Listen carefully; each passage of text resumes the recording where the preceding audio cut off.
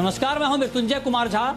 शाम के 5:30 बज चुके हैं और अगले आधे घंटे तक आपके सवालों का सबसे बड़ा मंच तैयार है। अगर आपने कमोडिटी में ट्रेड किया है या फिर नया ट्रेड करना चाहते हैं, जानना चाहते हैं कि आपके लिए कहां पर कमाई के मौके हैं, तो आप सवाल पूछिए। नंबर आप नोट कर लें 02223001634।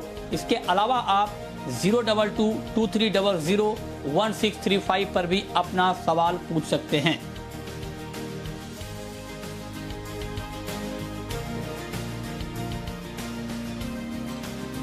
और चलिए सवाल जवाब का सिलसिला शुरू करेंगे। बीरेन वकील जी हमारे साथ हैं, भाविक पटेल जी हैं, ये आपके सवालों के जवाब देंगे। लेकिन उससे पहले बात कर लेते हैं आज की बड़ी खबर की, क्योंकि मानसून का आखिरी महीना शुरू हो चुका है और सितंबर के लिए मौसम विभाग ने नया अनुमान जारी कर दिया है और ये कहा है कि सितंबर में अच्छी बारिश हो सकती है। तो सितंबर के नए अनुमान पर आज हमने बात की है आईएमडी के डीजीएम मृत्युंजय मोहपात्रा से। उन्होंने एक्सक्लूसिव बातचीत की हमसे। आइए आपको सुनाते हैं कि उन्होंने मानसून को लेकर क्या क्या कहा है।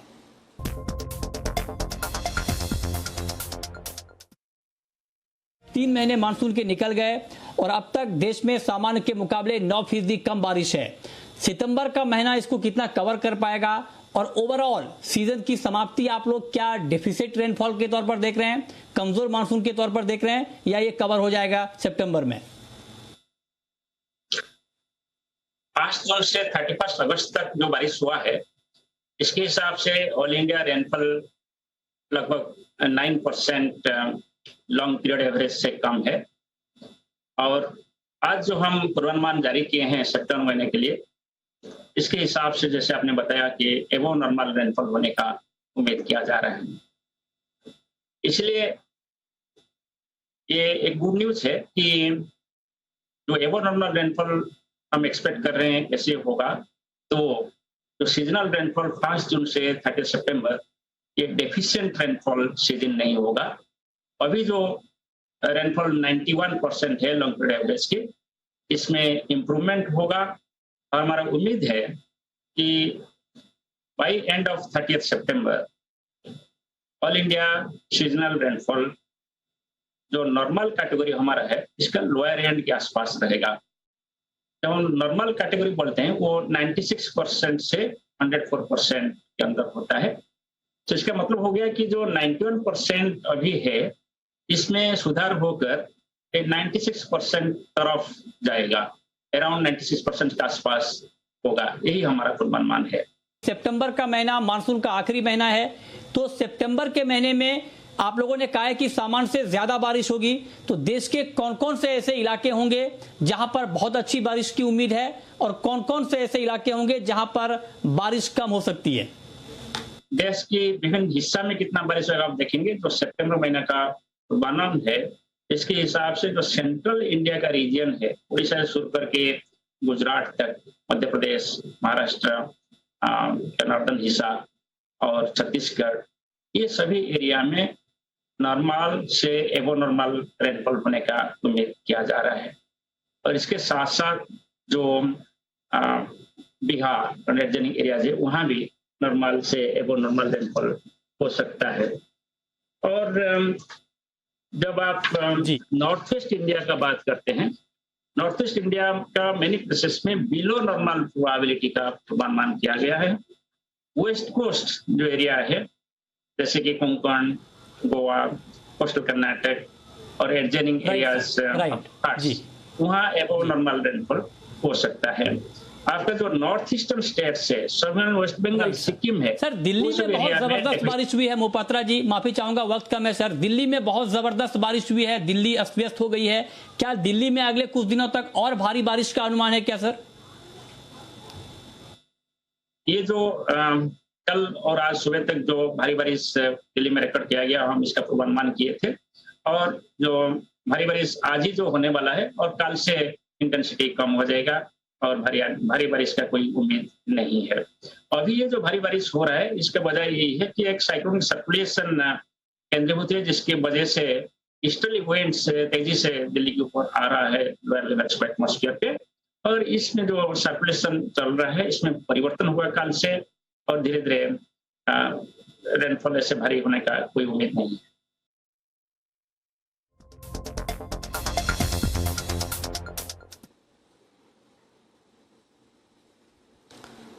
तो आप सुन रहे थे आईएमडी के डीजीएम को। उन्होंने कहा कि सितंबर में अच्छी बारिश होगी और उसके बाद जो पूरे सीजन का मानसून होगा थोड़ा सा लोअर एंड में रहेगा, लेकिन जो 96 से 104% का रेंज दिया जाता है जो शुरुआत में दिया गया था उसमें ये लोअर एंड पे रहेगा, मतलब लेकिन बहुत रिकवर होगा क्योंकि सितंबर में 110% बारिश की बात की गई है। तो ओवरऑल ठीक ठाक ही रहने की संभावना है। देखते हैं, अभी पूरा महीना बचा हुआ है, किस तरह की बारिश होती है।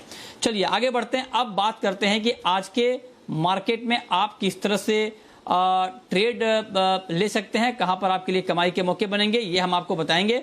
और हमारे साथ दो खास मेहमान ऑलरेडी जुड़े हैं, बीरेन वकील जी हैं और साथ ही हमारे साथ भाविक पटेल हैं। तो बीरेन जी, मैं पहले आपसे ये पूछना चाह रहा हूं कि गोल्ड का मार्केट बहुत ही रेंज में है और इस वक्त महज 2 रुपए की नरमी है, तो गोल्ड में सर क्या ट्रेड लिया जाए? क्या आज शाम के लिए कोई ट्रेड है क्या गोल्ड में? ये काफी समय से डायरेक्शन लेस मार्केट बन गया है और मुझे कोई डायरेक्शन इसमें दिख नहीं रही है। मींस बहुत सीमित दायरे का मार्केट है, तो कोई ट्रेड इसमें शॉर्ट टर्म मिल नहीं रहा है।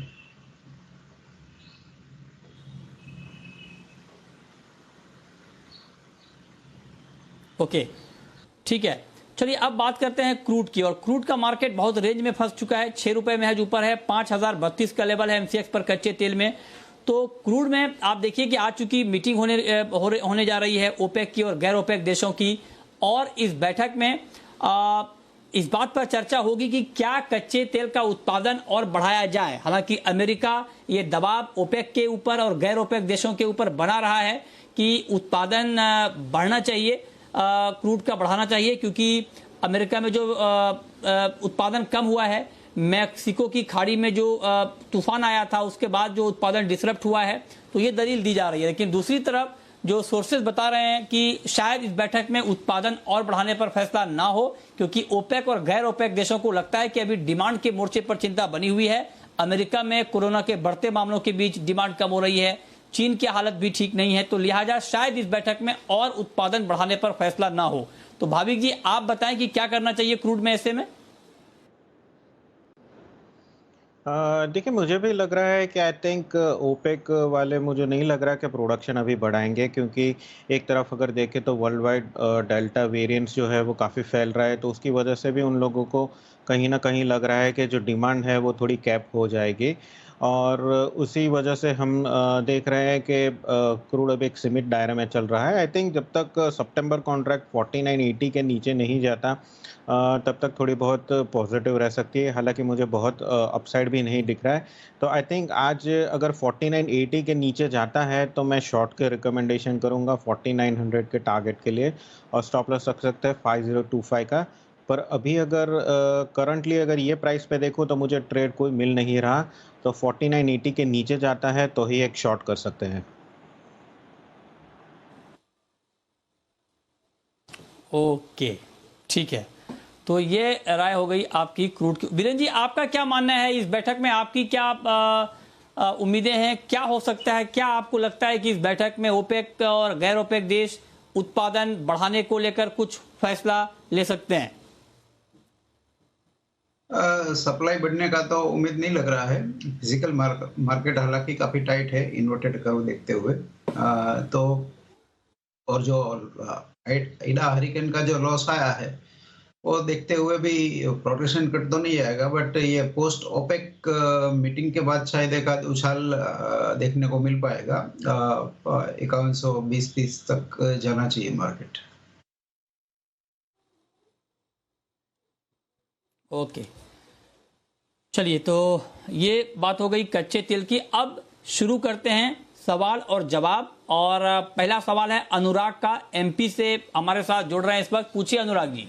नमस्ते सर। सर मुझे अक्टूबर कॉन्ट्रैक्ट का सर सोयाबीन खरीदना है, तो सर मैं किस भाव पे खरीदूं, किस टारगेट के लिए खरीदूं, वो टारगेट कब तक अचीव हो जाएगा? सोयाबीन आपको खरीदना है सर? अच्छा, ठीक है। वीरेंद्र जी, आप बताएं कि अच्छा, अक्टूबर में आप ट्रेड करना चाहते हैं। अक्टूबर का जो वायदा है 68 रुपए ऊपर 6,349 के स्तर पर बंद हुआ है और सितंबर का वायदा 4% के ऊपरी सर्किट पर बंद हुआ है 320 रुपए की तेजी के साथ 8,300 के ऊपर। तो बीरेन जी, आप जरा बताएं कि सोयाबीन के, मतलब मैं आपसे दोनों कॉन्ट्रैक्ट के बारे में डिटेल में पूछना चाह रहा हूं।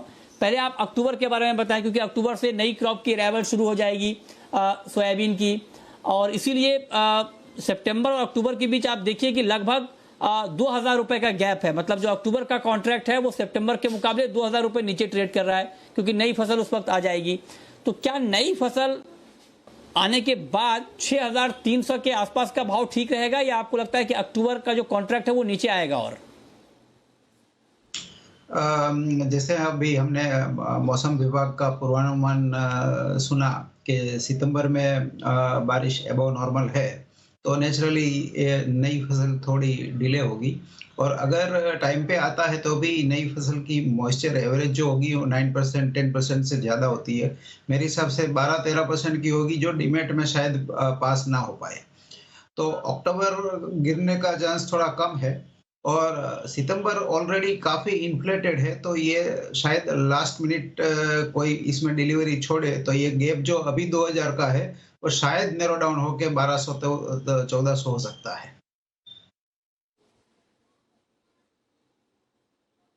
अच्छा, एक बात और मैं आपसे पूछना चाहता हूं बीरेन जी, की जो सितंबर का कॉन्ट्रैक्ट है सर, वो अभी भी देखिए कि उसमें वॉल्यूम जो है वो अक्टूबर के मुकाबले ज्यादा है, पहली बात। दूसरी बात कि 4% का ऊपरी सर्किट 8,300 के ऊपर बंद हुआ है, लेकिन जो स्पॉट का प्राइस है वो अभी भी इस लेवल से भी काफी ऊंचा है।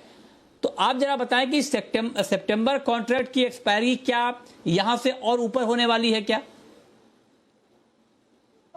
ये मार्केट क्या है, it's a basically sellers market, यानी वन साइडेड स्टोरी हो गई है।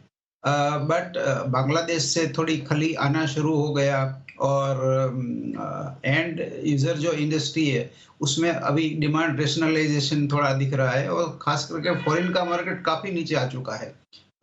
शिकागो सोयाबीन करीबन 15% डाउन है, खली तो काफी डाउन आ चुकी है अपने टॉप से। ये सब देखते हुए मुझे ऐसा लग रहा है कि ये थोड़ी इन्फ्लेटेड चीज है, इसमें मुझे अपसाइड से डाउनसाइड रिस्क एंड सीजन पे शायद थोड़ा ज्यादा दिख रहा है, तो मैं सितंबर बाय करने की रिस्क लेना प्रेफर नहीं करता हूँ। अच्छा, ठीक है, चलिए, तो ये बात हो गई सोयाबीन की, और अब वक्त है रैपिड फायर राउंड का।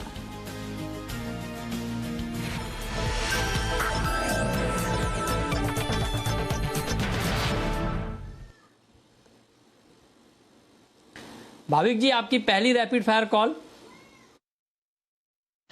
जी, गोल्ड अक्टूबर कॉन्ट्रैक्ट थोड़े डिप आती है 47,050 के करीब, तो मैं लॉन्ग के रिकमेंड करूंगा 47,250 से 47,300 के टारगेट के लिए, और स्टॉप लॉस मेंटेन कर सकते हैं 46,900 का। आपकी कॉल बीरेन जी। निकल में सेल ऑन राइस प्रेफर करूंगा 1455 पे, स्टॉप लॉस 1470 का, टारगेट 1415 का। आपकी आखिरी कॉल भाविक जी। जी, जिंक सितंबर कॉन्ट्रैक्ट है, उसमें मैं सेल ऑन राइस का रिकमेंड करूंगा अराउंड 245 सेल के रिकमेंडेशन, टारगेट रहेगा 241 का, और स्टॉप लॉस 247 का। चलिए, बहुत शुक्रिया भाविक जी आपका, और बीरेन जी आपका हमारे साथ जुड़ने के लिए, बताने के लिए कहां पर कमाई के मौके बनेंगे।